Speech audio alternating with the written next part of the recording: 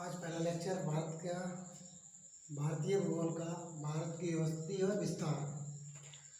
भारत की वस्तु और विस्तार में सबसे पहले भारत का किस गोलार्ध में और किस स्थान पर है।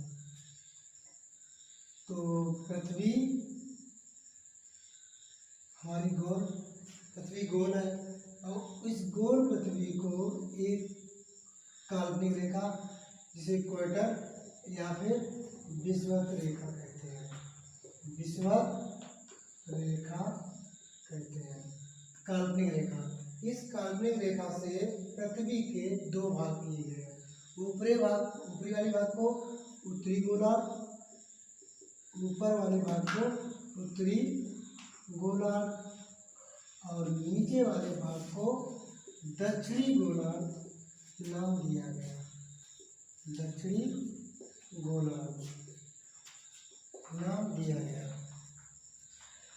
तो अपना भारत है, भारत का जो विस्तार है वो ऊपर वाले भाग में लगभग यहाँ भारत की अवस्थी दिखाने का मैंने प्रयत्न किया है। लगभग यहाँ ये वाला भाग स्वयं दक्षिणी भाग भारत का जो दक्षिणी भाग है, ठीक है, उसको दिखाने की कोशिश की। तो कहने का मतलब है कि ऊपर वाला भाग पृथ्वी को दो भागों में बांट रखा है। उस रेखा का नाम है विषुवत रेखा या भूमध्य रेखा। भूमध्य रेखा पृथ्वी को दो भागों में भूमध्य आदि भागों में बांट रखा है। तो उस रेखा के ऊपरी भाग को उत्तरी गोलार्ध और नीचे वाले भाग को दक्षिणी गोलार्ध नाम दिया गया। तो अपने भारत का विस्तार है वो उत्तरी गोलार्ध में है। इसमें है उत्तरी गोलार्ध में। उसके बाद पृथ्वी को फिर कुछ देशांतर रेखाओं द्वारा पृथ्वी को फिर बांटा गया है। लंदन के ग्रीनविच से होती हुई ग्रीनविच रेखा, ठीक है, 0 डिग्री। तो ग्रीनविच रेखा लंदन की इसे यामोत्तर रेखा भी कहते हैं और देशांतर रेखा भी कहते हैं। 0 डिग्री देशांतर या 0 डिग्री यामोत्तर रेखा ये पृथ्वी को दो भागों में बांटती है। इधर वाले भाग को पूर्वी और इधर वाले भाग को पश्चिमी नाम दिया गया। इधर वाले भाग को पूर्वी, इधर वाले भाग को पश्चिमी नाम दिया गया। तो भारत की स्थिति यहाँ से 0 डिग्री देशांतर रेखा, 0 डिग्री देशांतर रेखा, 0 डिग्री विषुवत रेखा। विषुवत रेखा को भूमध्य रेखा भी कहते हैं और देशांतर रेखा को यामोत्तर रेखा कहते हैं। तो अपने भारत का जो विस्तार है वो भौगोलिक विस्तार है वो ना ही तो उत्तरी है और ना ही तो पूर्व, वो उत्तर पूर्व की दिशा में है। तो भारत का भौगोलिक विस्तार उत्तर पूर्व, किसमें उत्तर पूर्व, जिसे हम उत्तरी पूर्व कहते हैं। उत्तर पूर्वी विस्तार कहते हैं। भारत की वस्ती गोलार्ध में, भौगोलिक गोलार्ध में उत्तर पूर्वी स्थिति में है, अवस्थी में। उसके बाद भारत का अक्षांशीय विस्तार। अब यहाँ से 0 डिग्री जो इक्वेटर है, 0 डिग्री इक्वेटर है।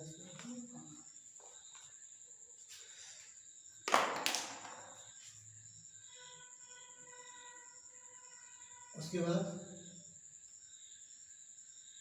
भारत की अवस्थी लोकेशन तो पृथ्वी गोल आकार की है।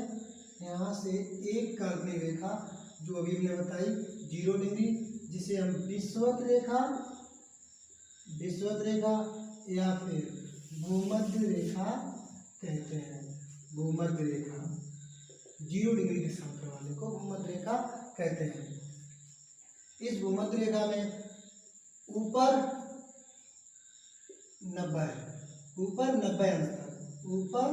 90 अंतर, 1 degree, 2 degree, 3 degree, 4 degree degree करते हैं। ऐसे लगभग टोटल 90 डिग्री तक, कितने 90 डिग्री तक ऊपर और 90 डिग्री तक ऐसे ही नीचे पृथ्वी का विस्तार किया गया है। रेखाएं खींची गई हैं, काल्पनिक रेखा, जिसे हम अक्षांश कहते हैं। क्या कहते हैं? अक्षांश। इन रेखाओं को अक्षांश कहते हैं। ऊपर 90 और 90 नीचे, या फिर 0 डिग्री विषुवत रेखा के उत्तरी ध्रुव में 90 अक्षांश रेखा है, 90 अक्षांशीय वृत्त, अक्षांशीय वृत्त या रेखा कह सकते हैं। 90 अक्षांशीय वृत्त या रेखा कहते हैं। और दक्षिण में भी 90 अक्षांशीय वृत्त या रेखा है।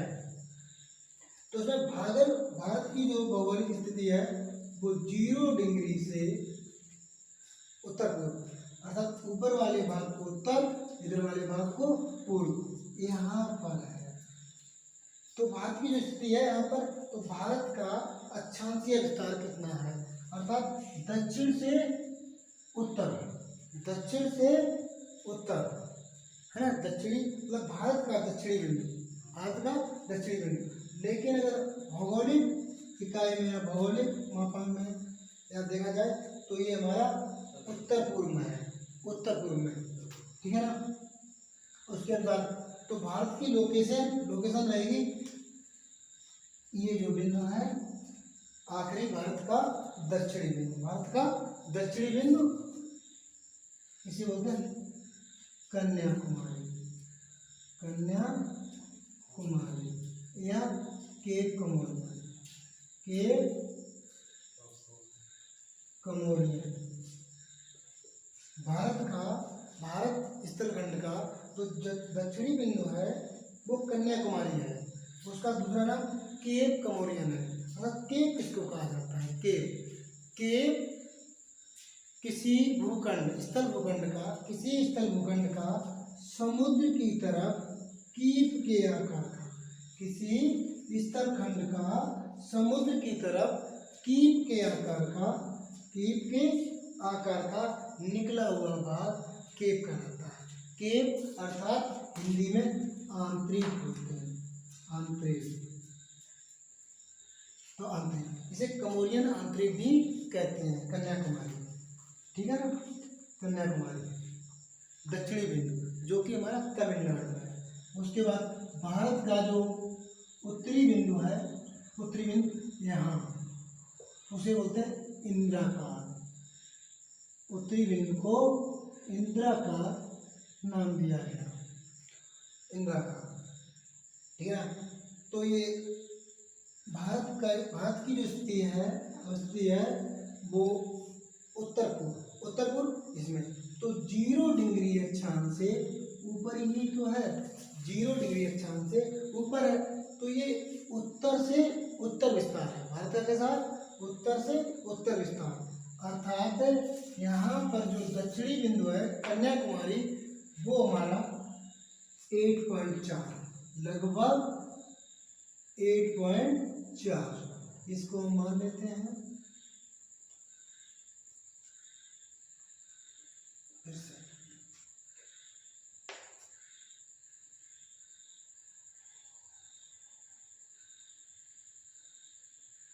0 डिग्री इक्वेटर विषुवत रेखा, ठीक है ना। उसके ऊपर ये रही 5 डिग्री मान लेते हैं, फिर ये रही 10 डिग्री, फिर ऐसे 20 डिग्री, 5, 10, 20, 15, तो हमारे भारत की जो स्थिति है 8.4, कन्याकुमारी जो भारत का दक्षिणी बिंदु है, भारत भूखंड का दक्षिणी बिंदु है कन्याकुमारी, वो 8.4 मतलब 5 और 10 के बीच में, 5-10 के बीच में कहीं ना कहीं यहाँ लगभग 8, तो लगभग यहाँ से इस आकार का, यहाँ से इस आकार का, 5 से ज़्यादा और 10 से थोड़ा नीचे की ओर, लगभग 8.4, ये जो रेखा होगी या ये अक्षांशीय रेखा जो है उसको 8.4 अक्षांशीय रेखा कहते हैं। तो यहाँ दिखाया जाएगा लगभग ये जो रेखा जाएगी यहाँ से, ये जो कन्याकुमारी जो बिंदु है वो 8.4 degree north, 8 degree 4 minute, 8 degree 4 minute उत्तरी ध्रुव, 8 डिग्री 4 मिनट उत्तरी से लेकर के यहाँ पर जो इंदिरा काल पड़ता है वो 37.6 उत्तरी, 8.4 से लेकर के ऊपर जो उत्तर में बिंदु है इंदिरा काल लद्दाख में वो 37.6 उत्तरी में। तो भारत का अक्षांशीय विस्तार, तो भारत का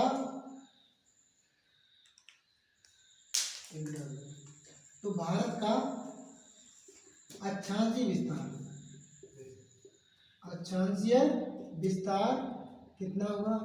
तो भारत का अक्षांशीय विस्तार 8.4 से लेकर के 8.4 उत्तरी से लेकर के 37.6 उत्तरी तक, 8.4 उत्तरी से लेकर के 37.6 उत्तरी, तो 8 डिग्री 4 मिनट, इसे पढ़ेंगे 8 डिग्री 4 मिनट। तो 8.4 से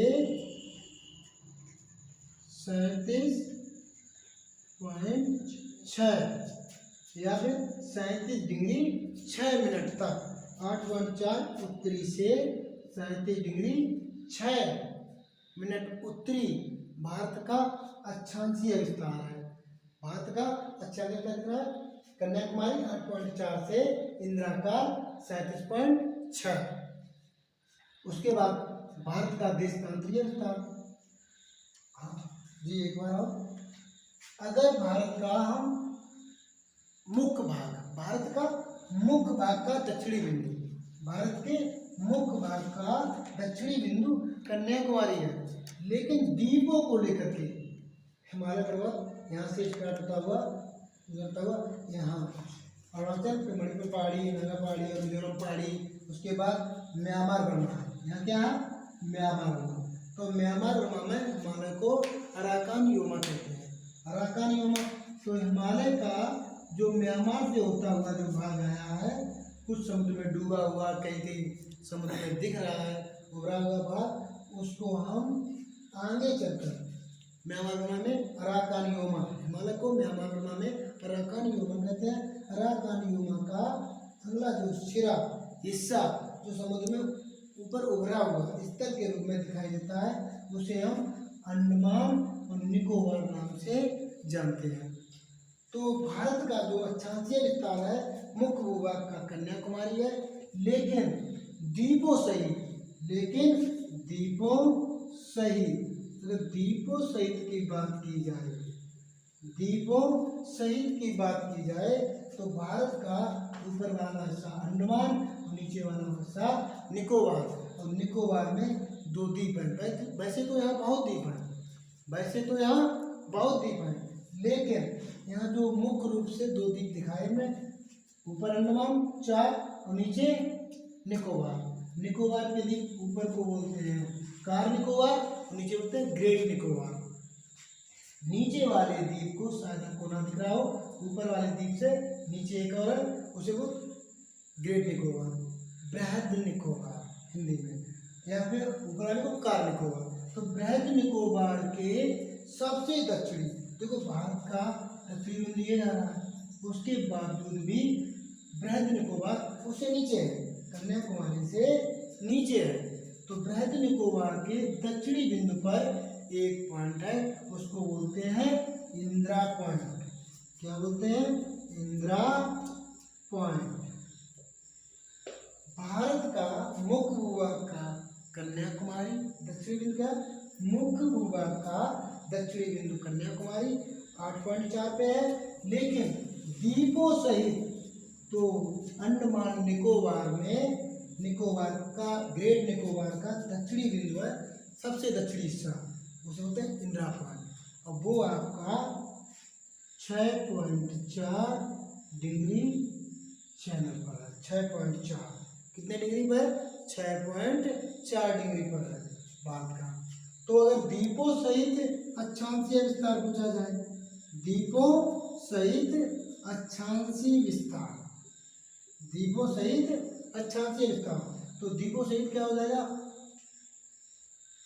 6.4 इंद्रा पॉइंट है, द्वीपों सहित अक्षांशीय विस्तार, अक्षांशीय विस्तार द्वीपों सहित।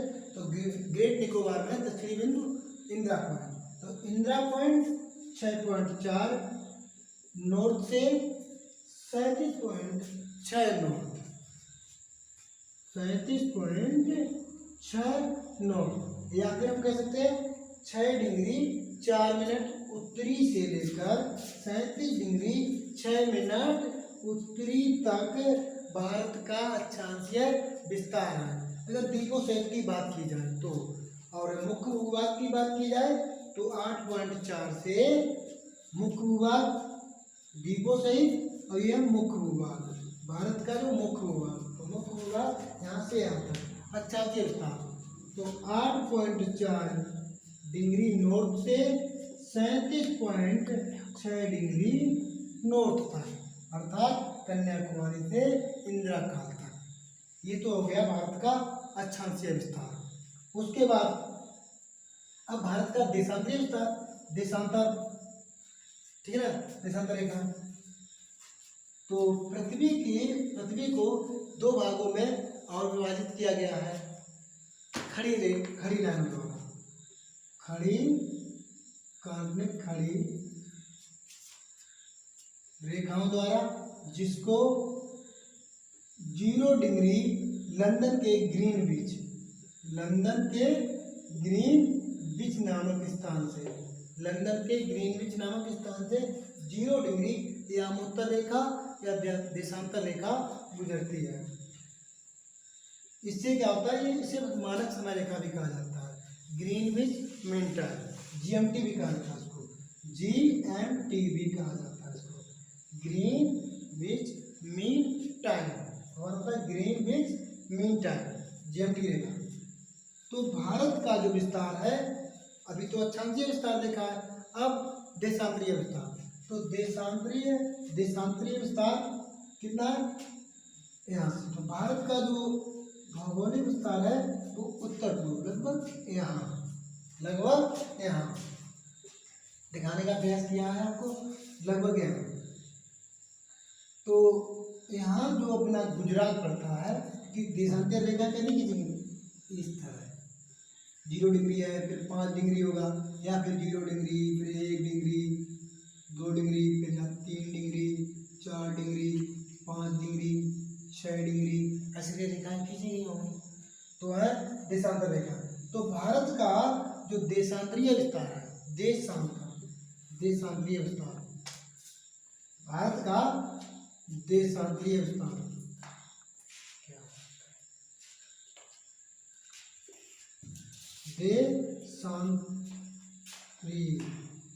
भारत का देशांतरीय विस्तार अर्थात देशांतरीय विस्तार। तो देशांतर रेखा कैसे? खड़ी होगी। तो भारत का जो पश्चिम में, इधर क्या है?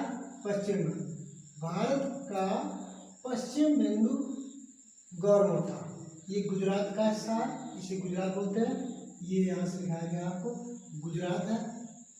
और गुजरात का यहाँ पर बिंदु है, एक नाम दिया जाता है गौरमोता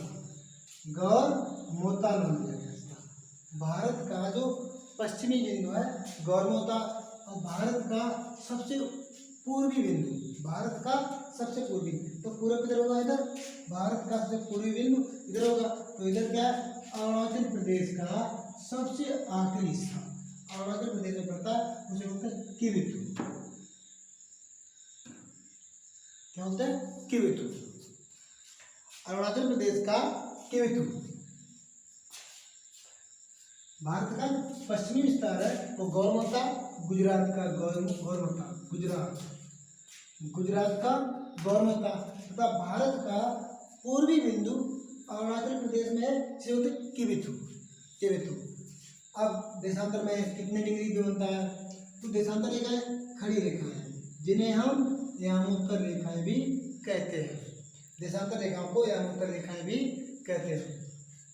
तो पहले 0 डिग्री होगा,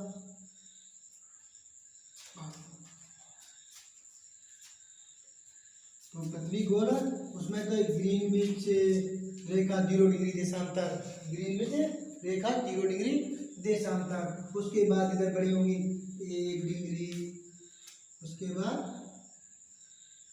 इस तरह 1 डिग्री, फिर 2 डिग्री, फिर 3 डिग्री, फिर 4 डिग्री, इस तरह क्रमांक बढ़ती गई होंगी।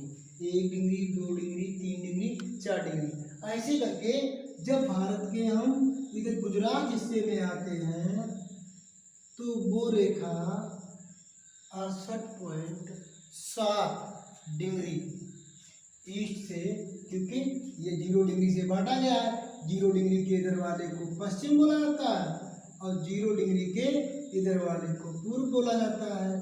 तो हम 0 डिग्री के इधर ही तो हैं, 0 डिग्री के इधर ही तो हैं, तो इधर वाले को पश्चिम, इधर वाले को पूर्व, तो 0 डिग्री के इधर है। तो आखिरी जो रेखा है गुजरात, गुजरात का जो गौरमाथा बिंदु है, सबसे पश्चिमी हिस्सा, भारत का पश्चिमी हिस्सा गौरमाथा बिंदु, वो 68.7 डिग्री ईस्ट से, 68.7 डिग्री ईस्ट से 97.25 डिग्री ईस्ट तक, कैसा था देशांतरीय विस्तार। तो ये गुजरात पड़ता है, क्या पड़ेगा गुजरात। तो गुजरात तक देशांतरीय रेखाएं पहुंचते पहुंचते 68 डिग्री, कितने डिग्री बन जाती है 68 डिग्री, 68.7 डिग्री। तो हम ऐसे ही बोल सकते हैं 68 डिग्री 7 मिनट, 68 डिग्री 7 मिनट पूर्वी से लेकर के क्या लिख सकते हैं 68 डिग्री 7 मिनट पूर्वी से लेकर 97 डिग्री 25 मिनट या 25 मिनट, 25 नहीं 25 मिनट। तो 68 डिग्री 7 मिनट पूर्वी से 97 डिग्री 25 मिनट पूर्वी तक भारत का देशांतरी विस्तार है। भारत का देशांतरी विस्तार कितना है 68 डिग्री 7 मिनट पूर्वी से 97 डिग्री 25 मिनट पूर्वी तक देशांतरीय विस्तार हो गया। तो जो भारत का पश्चिमी बिंदु है गौरमाथा गुजरात में, वो 68 डिग्री 7 मिनट ईस्ट में, तथा उसके बाद किबिथु जो अरुणाचल प्रदेश का पूर्वी बिंदु है, भारत का पूर्वी बिंदु अरुणाचल प्रदेश के सबसे आखिरी पूर्व में स्थित, उस बिंदु को बोलते हैं किबिथु। 97 डिग्री 25 मिनट पूर्वी देशांतरीय विस्तार है। कितना है देशांतरीय विस्तार 68 डिग्री 7 मिनट पूर्वी से 97 डिग्री 25 मिनट पूर्वी। उसके बाद हमने बताया अक्षांशीय विस्तार को बताया, इंदिरा काल उत्तर में है, भारत का उत्तरी बिंदु इंदिरा काल, जिसे 37 डिग्री 6 मिनट उत्तरी, या फिर यहाँ से 8.4 भारत के मुख्य भूभाग का, भारत के मुख्य भूभाग का अक्षांशीय विस्तार बताया कि 8.4 डिग्री नॉर्थ से उत्तरी से 37 डिग्री 6 मिनट उत्तरी अक्षांशीय विस्तार। द्वीपों को लेकर बताया हमने आपको कि आपका अंडमान निकोबार में तो नीचे जो दक्षिण में सबसे दक्षिण में निकोबार समूह है, निकोबार द्वीप समूह, और निकोबार द्वीप समूह का दक्षिणी बिंदु है जिसे हम दक्षिणी स्थल या द्वीप ग्रेट निकोबार, बृहद निकोबार, ग्रेट निकोबार या बृहद निकोबार, उसका दक्षिणी बिंदु इंदिरा पॉइंट है। इंदिरा पॉइंट सन 2004 में सुनामी आई थी, उसमें जलमग्न हो गया था, समुद्र में जलमग्न हो गया था, सन 2004 में सुनामी के दौरान जलमग्न हो गया था इंदिरा पॉइंट। तो द्वीपों सही कितना हो गया, तो इंदिरा पॉइंट कितने पे 6.4 डिग्री, 6.4 डिग्री नॉर्थ से 37.4 डिग्री नॉर्थ तक। तो उसे हम ऐसे ही बोल सकते हैं 6 डिग्री 4 मिनट उत्तरी से 37 डिग्री 6 मिनट उत्तरी तक भारत का द्वीपों सहित अक्षांशीय विस्तार है। द्वीपों सहित अक्षांशीय विस्तार है। तो ये तो हो गया आपका लोकेशन, स्थिति, लोकेशन। उसके बाद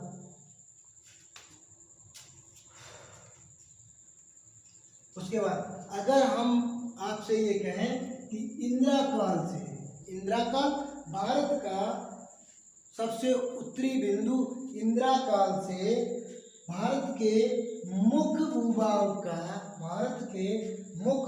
का दक्षिणी बिंदु कन्याकुमारी तक की टोटल लंबाई, यहाँ से यहाँ तक की कुल लंबाई, ये वाली यहाँ से यहाँ तक की टोटल लंबाई, अगर टोटल लंबाई देखी जाए तो कितनी दूरी होगी इंदिरा काल से कन्याकुमारी तक।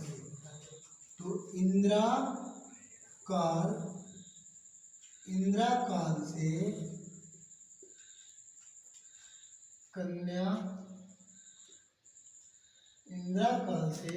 कन्याकुमारी तक की कुल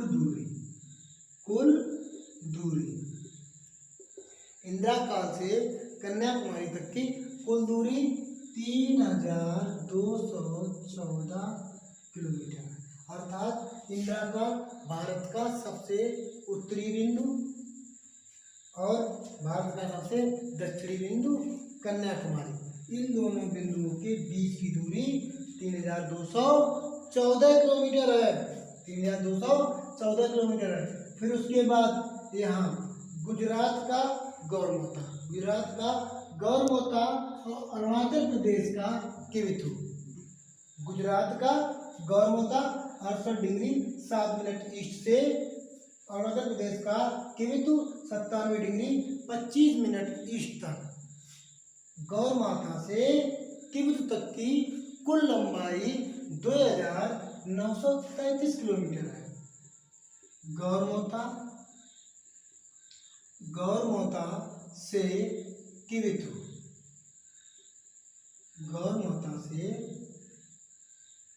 किविथु तक की दूरी, कुल दूरी सीधी डायरेक्शन, कुल दूरी कितनी है 2933 किलोमीटर है।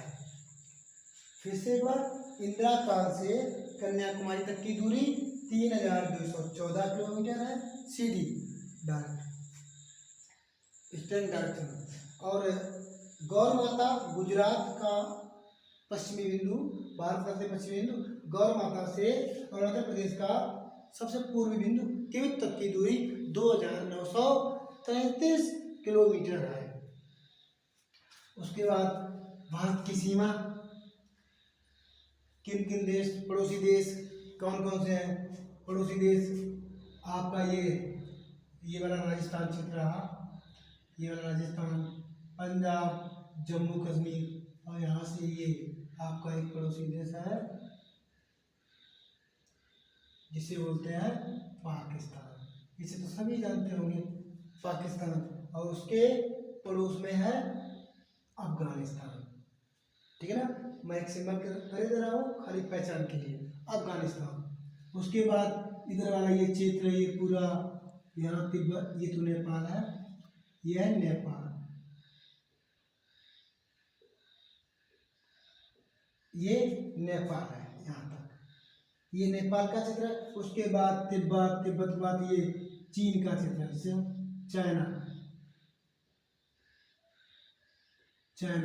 चीन। उसके बाद चीन के बाद इधर नीचे उतरेंगे तो यहाँ से लगभग म्यांमार बर्मा, ठीक है ना। उसके बाद ये वाला जो हिस्सा है इसे बोलते हैं बांग्लादेश।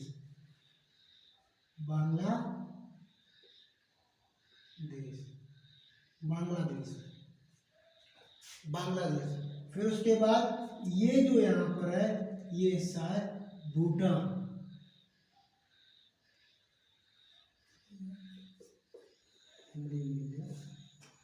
ये वाला हिस्सा भूटान,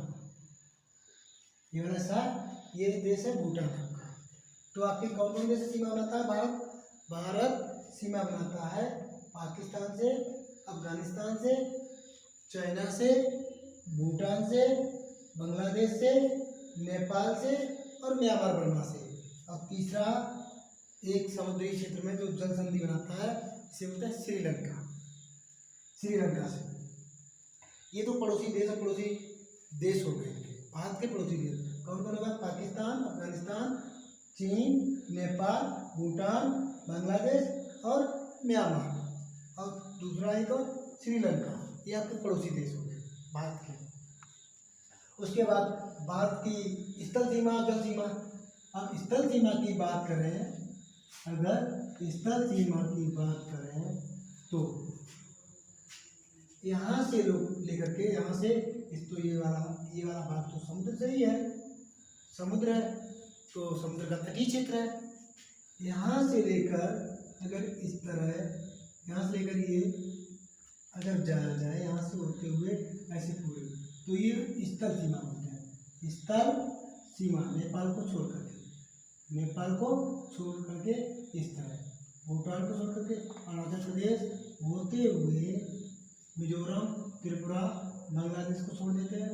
फिर पश्चिम बंगाल, उड़ीसा, आंध्र प्रदेश, तमिलनाडु, केरला, कर्नाटक, ये भारत की पूरी सीमा हो गई। लेकिन स्तरीय सीमा की बात करें तो यहाँ गुजरात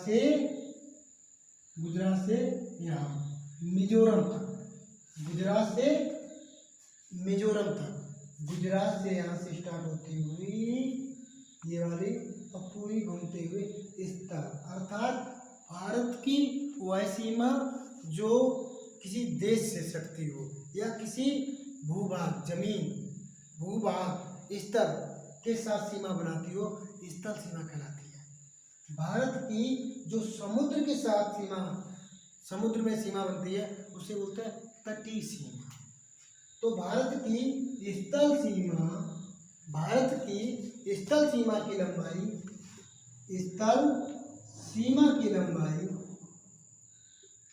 स्थल सीमा की लंबाई 15,200 किलोमीटर है, लगभग 15,200 किलोमीटर है स्थल सीमा की लंबाई। इस तरह यहाँ से नापते हुए, यहाँ से नापते हुए इस तरह यहाँ तक मिजोरम तक, क्योंकि इसके बाद ही समुद्र का हिस्सा आ जाता है।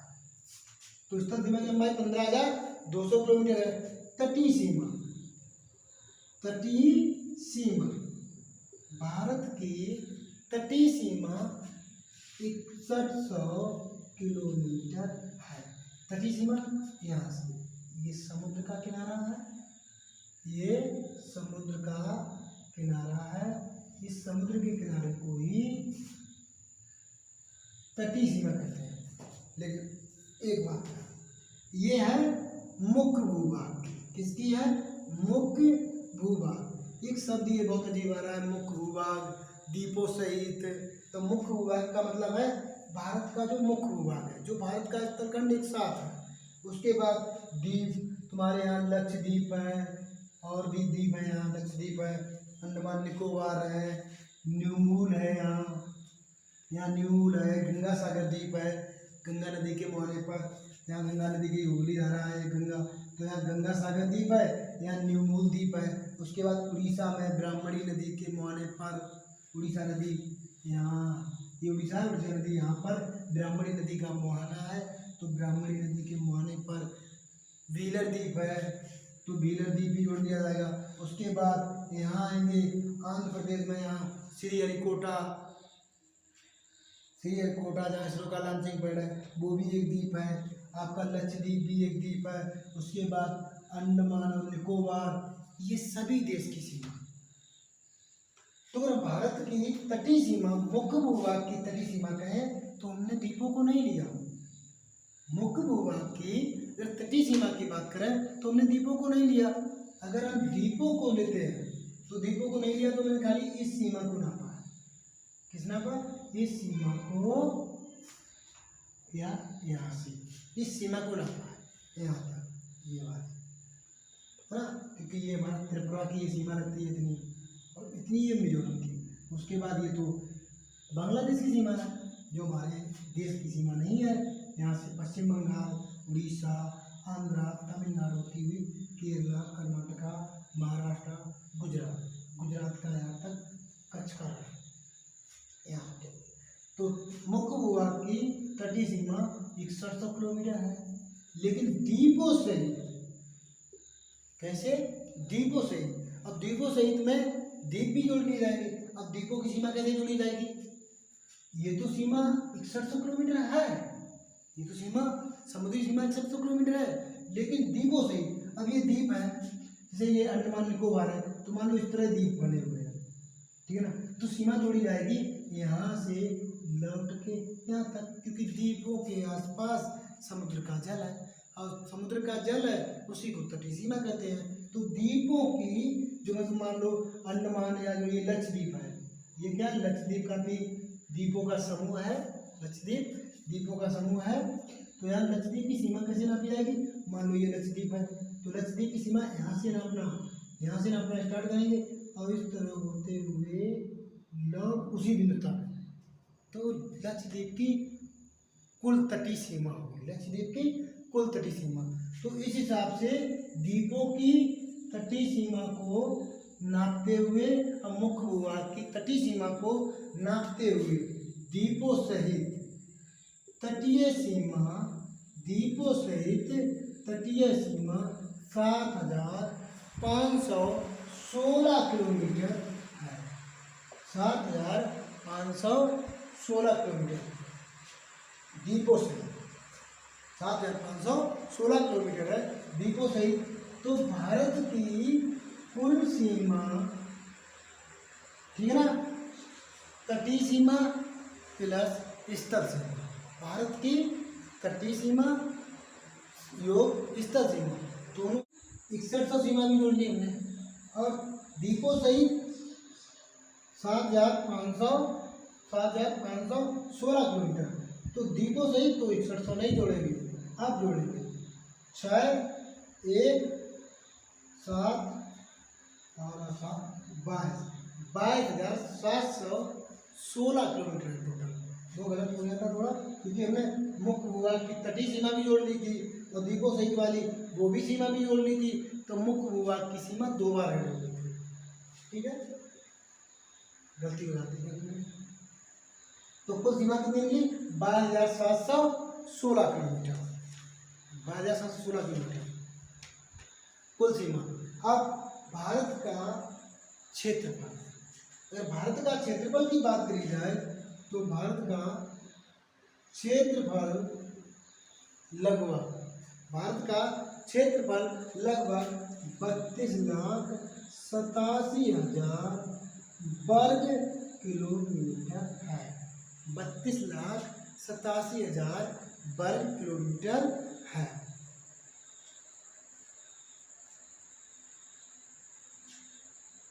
ठीक, अब भारत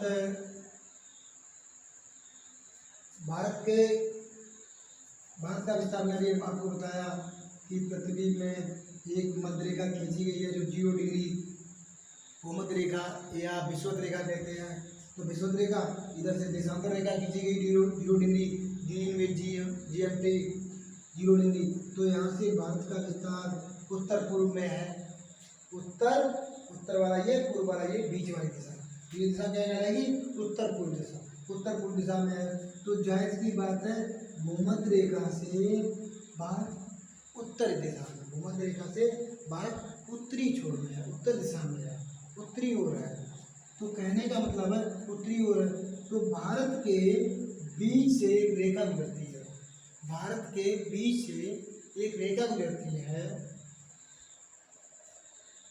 भारत के बीच से एक रेखा गुजरती है जिसे हम कर्क रेखा कहते हैं।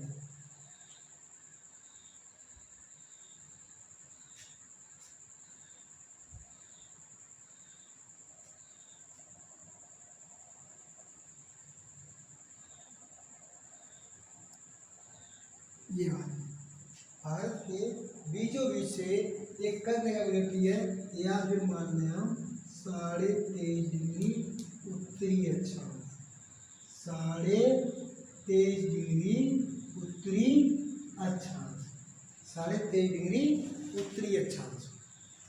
तो 23.5 डिग्री उत्तरी अक्षांश को कर्क रेखा नाम दिया गया, जो भारत के 23 डिग्री उत्तरी अक्षांश जो भारत के गुजरात, राजस्थान, मध्य प्रदेश, छत्तीसगढ़, झारखंड, पश्चिम बंगाल, त्रिपुरा, मिजोरम, जो भारत के 8 राज्यों से 1 2 3 4 5 6 7 8, पहला गुजरात, राजस्थान, ये देखो कुछ क्षेत्र राजस्थान का, ये कर्क रेखा, इस रेखा का नाम दिया गया कर्क रेखा, जिसे हम 23.5 डिग्री उत्तरी अक्षांश भी कहते हैं।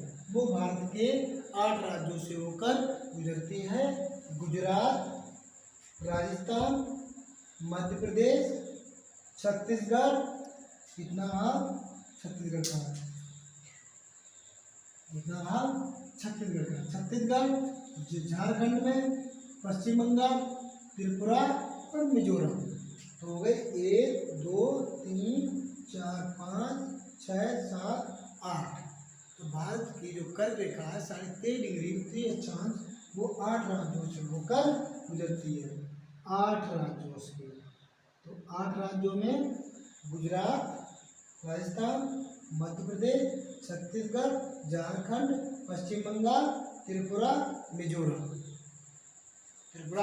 मिजोरम, उसके बाद वो 8 राज्यों के अलावा कुछ देशों में, जैसे बांग्लादेश और म्यांमार बर्मा, 23.5 डिग्री अक्षांश भारत के साथ साथ बांग्लादेश और म्यांमार बर्मा में भी प्रभाव करती है। अब ये जो कर्क रेखा है तो भारत को 2 भागों में विभाजित करती है। नीचे वाले जो कर्क रेखा के दक्षिण की ओर, कर्क रेखा के दक्षिण की ओर बसे हुए भारत का भूभाग को उष्णकटिबंधी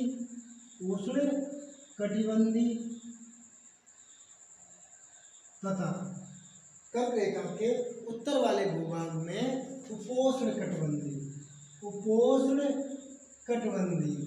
2 तरह के मौसमों में बांट देती है, 2 तरह के मौसमी विभाग में बांट देती है। नीचे वाले को उष्णकटिबंधी, ऊपर वाले को उपोष्णकटिबंधी में बांट देती है।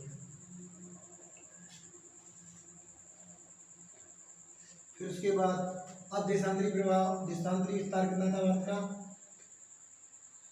गौर माथा से 68.7 डिग्री या फिर 68 डिग्री 7 मिनट पूर्वी देशांतर से 97 डिग्री 25 मतलब 25 मिनट पूर्वी देशांतर था, भारत का विस्तार था। जब देशांतर रेखाओं के बीच में इतना अंतर है तो यहाँ समय भी अंतर होगा। तो गुजरात का समय और अरुणाचल प्रदेश के समय में कुछ टाइम का होता है। वो कैसे?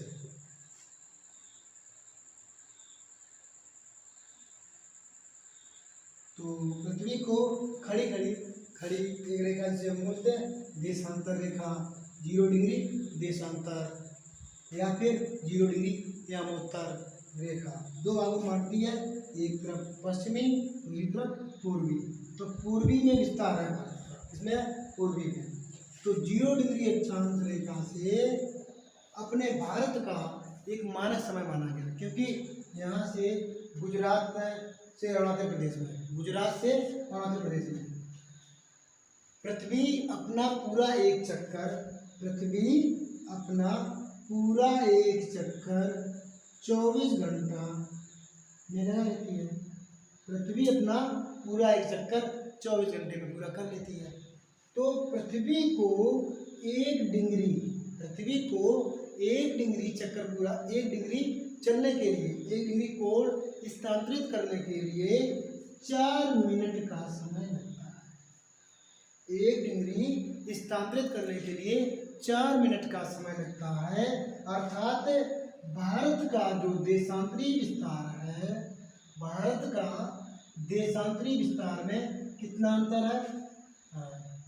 97 डिग्री 25 मिनट से 68 डिग्री 7 मिनट। तो कुल लगभग कितना हो गया? 8 7 15,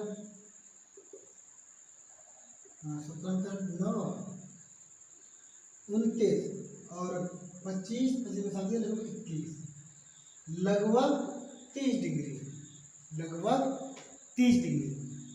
कितने डिग्री करने में? लगभग 29 डिग्री कुछ 21 मिनट निकले हैं, ठीक है ना। तो लगभग 30, लगभग 30,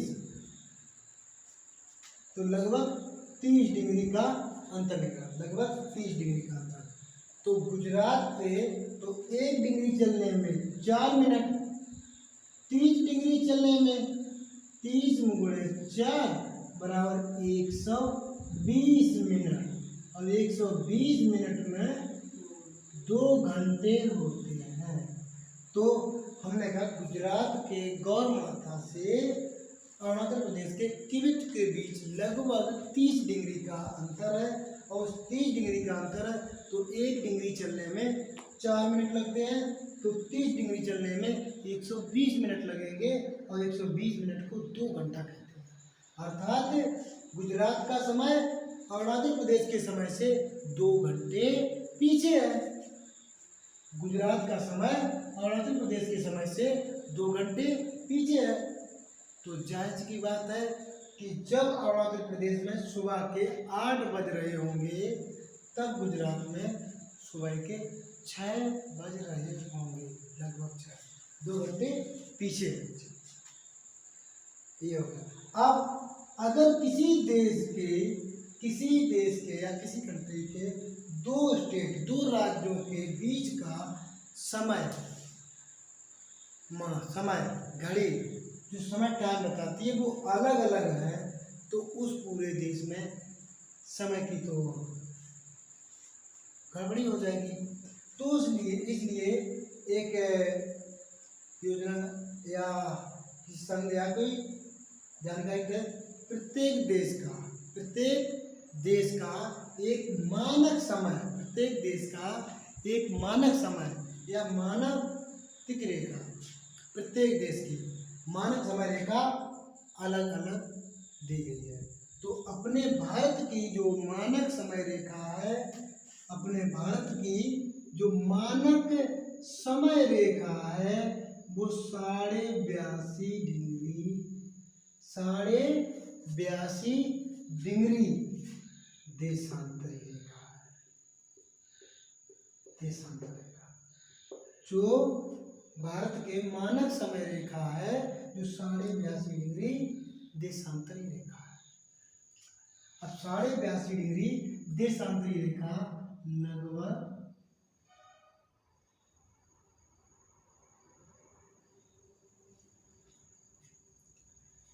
प्रयागराज मिर्जापुर,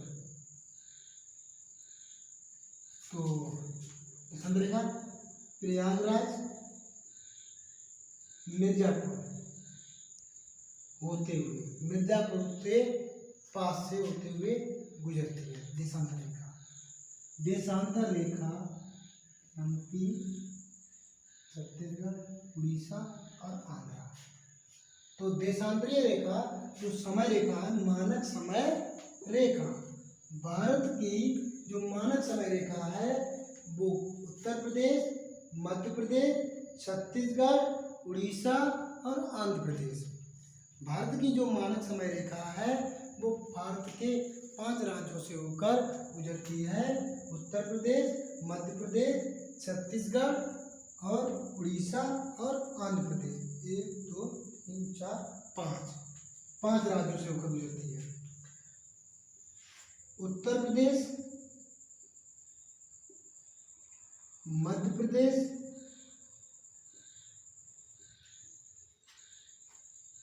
और झारखंड नहीं हुआ, छत्तीसगढ़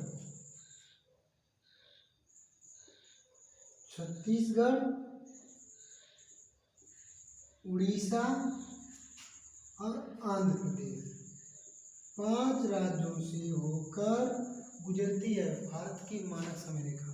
तो भारत का एक मानक समय रेखा, एक समय मान लिया गया है जो एक निश्चित टाइम, पूरे देश का एक निश्चित टाइम, तो वो मानक समय रेखा मानी गई है।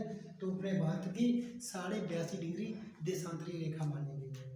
82.5 डिग्री देशांतरी रेखा मानी गई है जो भारत के 5 राज्यों से होकर गुजरती है। उत्तर प्रदेश, मध्य प्रदेश, छत्तीसगढ़, उड़ीसा और आंध्र प्रदेश। अब मानक समय रेखा जो भारत की 82.5 डिग्री मानी गई है, तो वो क्यों मानी गई है, क्यों चुनी गई है, तो उसके चुनने के लिए शर्तें हैं। भारत की जो मानक समय रेखा है 82.5 डिग्री देशांतर रेखा जो मानी गई है, उसे चुनने के कारण शर्तें क्या क्या होती है। वो देश के, नंबर 1 शर्त, वो देश के बीचों बीच होनी चाहिए। पहला पॉइंट, देश के बीचों बीच में स्थित होनी चाहिए, number 1 point. Number 2 point, 7 degree 30 minute का गुणांक हो, 7 डिग्री 30 मिनट का गुणांक हो। फिर 7 डिग्री 30 मिनट का गुणांक हो और 24 घंटे में वो 360 डिग्री घूम जानी चाहिए। ये 3 शर्तें अगर वो लागू करती है तो वो उस देश की मानक समय रेखा कहलाएगी, मानक समय रेखा कहलाएगी। उसके बाद भारत की समय रेखा 82.5 डिग्री पूर्वी देशांतर ग्रीनविच माध्य से आई। तो अब ग्रीनविच से अपनी जो मानक समय रेखा है वो कितनी दूरी पर है, ग्रीनविच से अपनी जो 82.5 डिग्री पूर्वी देशांतर, 82.5 डिग्री पूर्वी देशांतर रेखा जो 0 डिग्री ग्रीनविच रेखा से कितने डिग्री दूर है या कितना समय अंतराल है, तो 82.5, 0 डिग्री से लेकर के 82.5 डिग्री तक, 82.5 डिग्री को ही मानक समय रेखा माना है। तो 0 डिग्री से 82.5 डिग्री तक भारत का विस्तार हुआ, स्थिति है, मानक समय रेखा मानी गई है। तो 82.5 डिग्री को अगर हल करेंगे तो कितना रहेगा, 1 डिग्री चलने में 4 मिनट लगते हैं। तो 82.5 तो 82 में गुणे 4, तो 4 दूनी 8, 4 32, 228। 1 डिग्री चलने में 4 मिनट समय लेता है, 1 डिग्री चलने में 4 मिनट समय लेता है। तो 82.5 डिग्री, 0 डिग्री से 82.5 डिग्री, तो 0 डिग्री को मानक समय रेखा ग्रीनविच मीन टाइम बोलते हैं, GMT, जो लंदन के ग्रीनविच से होकर गुजरती है।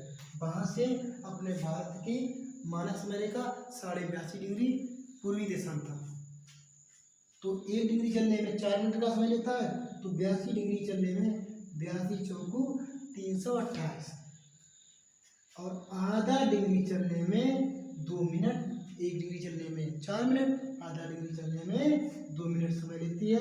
तो कुल समय हो गया 228, 2 मतलब 330, 330 को 330 के मिनट हो गए, 330 मिनट को अगर घंटे में बदलें तो 60, तो 6 पंचे 30, कहने का मतलब है 6 पंचे 30 और 0 30 मिनट, तो 5 घंटे 30 मिनट। अर्थात लंदन के ग्रीनविच रेखा GMT मानक समय रेखा से अपने भारत का समय 82.5 डिग्री पूर्वी देशांतर का समय 5.5 घंटे आगे है। लंदन से ग्रीनविच रेखा से भारत की जो मानक समय रेखा है 82.5 डिग्री पूर्वी देशांतर 5.5 घंटे आगे है। ठीक है ना। तो मानक समय रेखा भारत की इसलिए मानेगी क्योंकि भारत में पूरी घड़ियाँ उसी मानक समय रेखा के आधार पर एक समय में एक ही समय बताएं, इसलिए मानक समय रेखा को माना जाता है। हमने आपको ये बताया कि वो क्यों माना जाता है। किसी देश के बीचों बीच में होनी चाहिए 7.30 मिनट, 7 डिग्री 30 मिनट का गुणांक होना चाहिए, और वह 24 घंटे में 360 डिग्री कोण चल जानी चाहिए, घूम जानी चाहिए, तो वो मानक समय रेखा मानी जा सकती है। उसके बाद